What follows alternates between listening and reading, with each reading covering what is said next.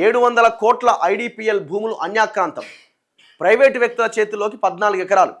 IDPL revenue survey ఉద్యోగులే సూత్రధారులు. పోలీసులకు టీజీఐఏసీ జోనల్ మేనేజర్ ఫిర్యాదు. ఇప్పటికీ ఎఫ్ఐఆర్ నమోదు చేయని పోలీసులు. చేయరు. ఎందుకు చేస్తారు? కబ్జాలో ఉన్నది ఎవరు? కబ్జాలో ఉన్నది ఆయన ఎవరో సచ్చిదానందరావు అనే వ్యక్తికి సంబంధించిన ఏటీఏ హోమ్స్ పేరుతో కడుతున్న ఒక కంపెనీ అందులో ఉన్నది. అందులో భాగస్వాములు ఎవరు? రాజకీయ నాయకులు భాగస్వాములు. కేసు ఎందుకు పెడతారు? ఆనాడు బీఆర్ఎస్ పర్మిషన్స్ ఇచ్చింది కబ్జా చేసుకోమని. మొన్నటిదాకా గొడవ నడిచింది కవిత వర్సెస్ ఆయన ఎవరు BRS party Kukatpally MLA Krishna Rao మధ్య. ఆయన కూడా నేను ఆడికి పోతా ధర్నా చేస్తా ఏదో చెప్పిండు. మరి ఇంతవరకు ఆడికి పోతలేడు. మరి టైం దొరకలేదా? ముహూర్తం లేదా? వర్జం ఉన్నదా? రాహుకాలం ఉన్నదా? మేము కూడా వెయిట్ చేస్తున్నాం పోతా పోరాని. మేము ఆడికి పోయినాం. మొత్తం వాస్తవాలని బయట పెట్టినాం. అసలు ఉన్న సర్వే నెంబర్ ఏంది? నువ్వు పర్మిషన్ దేంట్లో తీసుకున్నావు? కడుతున్నది ఎక్కడ? ఈ మధ్యలో వాంతో ఎవరితో ఫోన్ చేయించారు. ఇది అట్లా కాదు, ఇట్లా, ఇది జెన్యూన్ ల్యాండే, అది కొన్నారు, ఇది కొన్నారని. వాళ్ళు మాత్రం ఫోన్ చేస్తలేరు.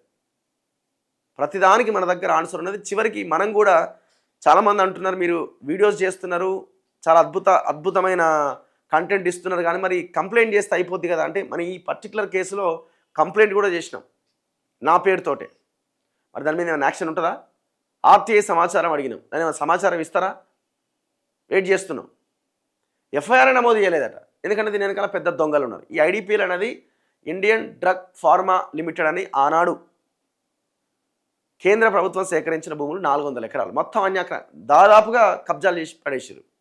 సరే, కొంతమంది లీడర్లు వాళ్ళు కబ్జాలు పెట్టి జనానికి కూడా అమ్ముకున్నారు. వాళ్ళు కొనుక్కున్నారు, ఇళ్ళల్లో ఉంటున్నారు. అది అయిపోయి సరే పక్కన పెట్టండి. ఏకంగా కమర్షియల్ బిజినెస్ నడుస్తున్నది. ఇలా కమర్షియల్ బిజినెస్.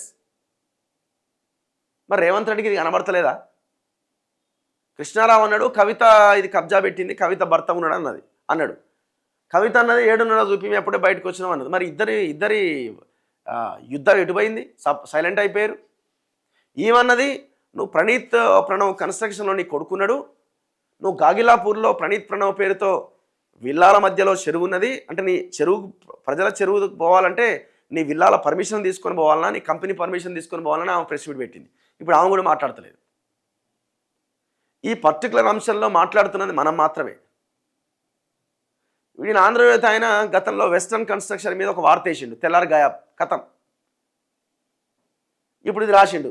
ఇది కూడా నాకు తెలిసి రేపో ఎల్లుండి ఈ వార్త రాదిగా. ఐడిపిఎల్ భూముల అన్యాక్రాంతంపై తెలంగాణ పారిశ్రామిక మౌలిక వసతుల సంస్థ అధికారులు బాలానగర్ పోలీసులకు ఫిర్యాదు చేశారు. పరిశ్రమలకు కేటాయించిన భూముల్లో 14 ఎకరాలు ప్రైవేట్ వ్యక్తుల చేతుల్లోకి పోయాయని తెలిపారు. ఈ మేరకు ఈ నెల 17వ తేదీన టీజీఐఏసీ zonal manager Anuradha Balanagar police స్టేషన్లో కంప్లైంట్ చేశారు. ఐడిపిఎల్ జనరల్ మేనేజర్, ఎస్టేట్ అధికారి భూముల సంరక్షణలో నిర్లక్ష్యంగా వ్యవహరించారని ఆ ఫిర్యాదులో పేర్కొన్నారు. National institute of pharmaceutical education and research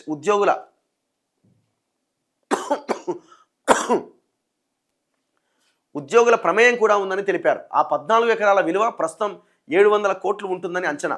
Praga tools కంపెనీని ఆనుకొని ఉన్న ఈ భూముల ఆక్రమణకు సహకరించిన వారిలో ప్రైవేటు వ్యక్తులతో పాటు రెవెన్యూ ఉద్యోగుల ప్రమేయం పైన కంప్లైంట్ చేశారు. కొందరు అధికారులు సహకరించడం వల్లే ఆక్రమణలు జరిగాయని టీజీఐఏసీ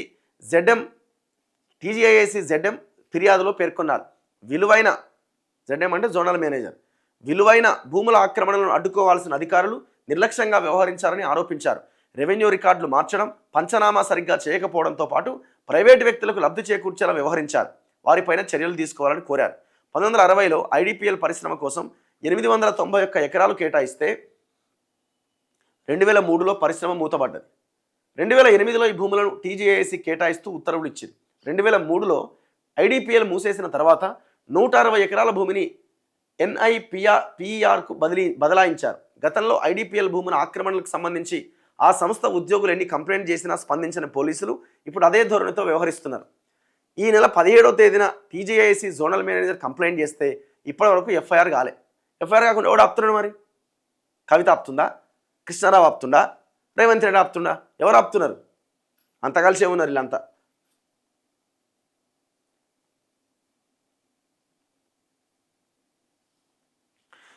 ఇప్పుడు సరే, ఇది ఎఫ్ఐఆర్ చేసుడు ఇదంతా ఒక భాగం. కన్స్ట్రక్షన్ ఆపాలిగా, కనీసం కన్స్ట్రక్షన్ ఆపాలిగా. ఏ టు ఏ హోమ్ పేరుతో ఈ కన్స్ట్రక్షన్ నడుస్తున్నది.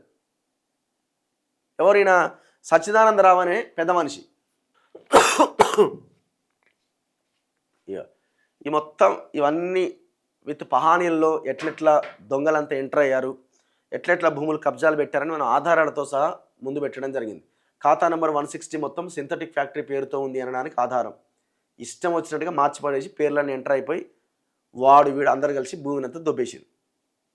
అయ్యో వీడు యాక్చువల్గా కడుతున్నదేమో ఈ సర్వే నెంబర్లో కడుతున్నాడు, 210లో 214లో కడుతున్నాడు. ఇది ఎప్పుడో ఓవర్లాప్ అయినటువంటి సర్వే నెంబర్ 210/4లో కడుతున్నాడు. కానీ వీళ్ళు పర్మిషన్ తెచ్చుకుంది మాత్రం 210/2, 210/3 అని పర్మిషన్ తెచ్చుకున్నారు.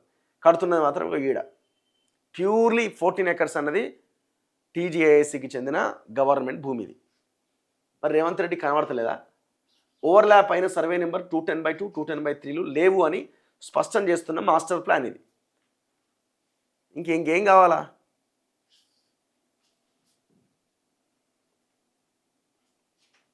మళ్ళా తోలు తీస్తాం, తోడకలు తీస్తాం, మెడల పాములు వేసుకుంటాం, పేగులు వేసుకుంటాం. ఈయన తోలు తీస్తా అంటాడు, ఆయన తొండలు వేస్తా అంటాడు.